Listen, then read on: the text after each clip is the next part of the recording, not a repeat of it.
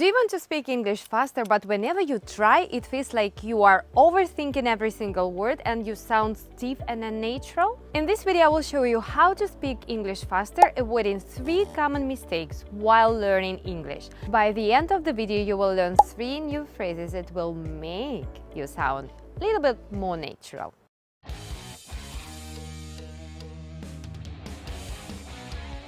Hi, I'm Masha, your English teacher. I know firsthand how frustrating it is to feel like you are trying to fit in instead of just communicating naturally. I wrote a book about it called Fluent, Fearless and Free, which is available for pre-order if you are serious about conquering the language barrier. Even with my background, multiple master's degrees and more than 18 years of teaching experience, there was a time when I felt inferior just because English is not my mother tongue. When a native teacher joined our staff at school, I found myself thinking, is my English good enough, or even if I deserve to be an English teacher? But here's what I can tell you. Confidence and fluency come from within. You don't need to sound like a native to be fluent.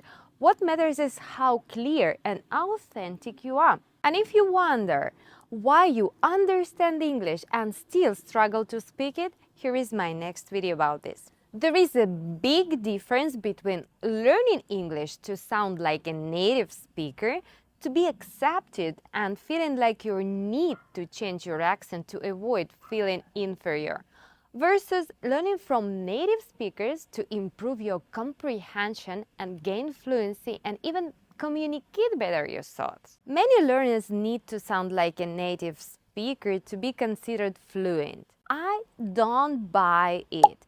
That's not true at all. What matters is speaking clearly and confidently, even with a strong accent. So when someone tells you, and there are many ads over there, that you need to sound like a native speaker to become fluent, you can confidently say, I don't buy it, because it's simply not true. Say it with me.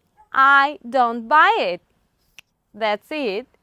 Because there is nothing worse pretending sounding someone who you are not. Let's take Sergio from YouTube channel Tango Plan as an example. He interviewed Wes Watson, a native English speaker, and guess what? Sergio speaks English with his strong Spanish accent, but that doesn't stop him from communicating fluently and delivering incredible value to his audience. Distinto. Su historia es una auténtica locura. De hecho, estoy hasta tenso de conocerle. Mira, graba ahí que ese es su coche. Wow, this is crazy. People, we are here with Wes Watson. Thank you, man, for being in my channel. Oh, love it. This is what we love to do. I mean, it really puts me in a good place to share everything that I've known. For people to understand your situation, right now you are living like the dream life, but you never have it that easy or that good in your life. You came from nothing, from the worst scenario, which is prison. Can you tell us your context in that years, why you ended up in prison, and how was your experience there? Sergio doesn't try to sound like a native speaker. His Spanish accent is a part of his identity, and his audience values what he says, not because of how native he sounds, but because he is clear, confident, and authentic. So the next time you feel like you need to change your accent, remember Sergio's example and confidently say, I don't buy it. Your accent is your identity, and that's something to be proud of. And here is the thing about slang. It can feel like a cool way to fit in, but if you get it wrong or use it too much, it can make things awkward fast. Instead, let's focus on phrases that feel natural in every situation. For example, I'll sleep on it. It is easy, universally understood way to say you need time to think about something, professional and friendly at the same time.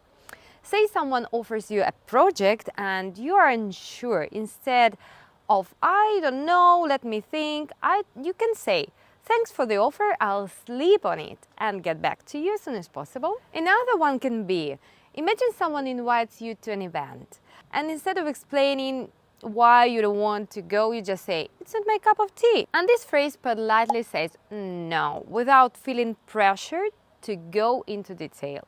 If you find this video useful, don't forget to subscribe this channel so you speed up your fluency and start speaking English confidently in any situation, keeping your authenticity. Another and the most common mistake is forget working on your confidence. Ask yourself, why do you feel this need to rush? Is it about keeping up, or are you worried you won't sound natural? We often think that speaking fast is the only way to sound fluent, but there is more than that. You need to feel confident in every word you're saying, no matter how fast or slow. Because true confidence shows up when you know you did the job, you practiced more than anyone else did. You prioritized English like you do with your job or family. The more you practice and learn, the more confident you will be. That's simple. You will find that speaking with clarity and conviction feels just as powerful as speaking quickly.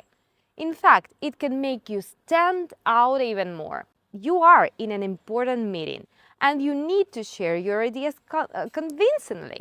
Instead of racing through your words, take a deep breath and focus on what you want to say, not just how fast you say it. When you pause, you actually gain control of the conversation.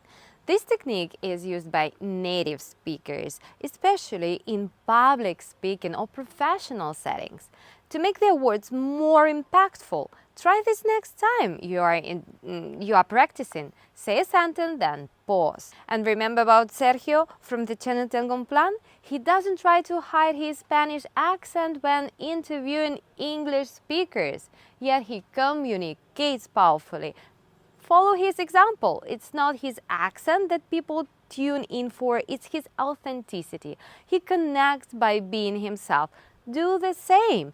So the next time you feel that pressure to sound like native and speak fast, take a deep breath and say, "No thanks, I'll keep my accent."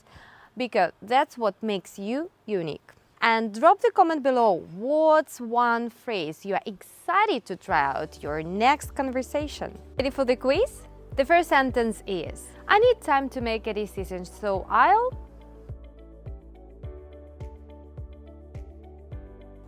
Two, this party, I'd better stay home.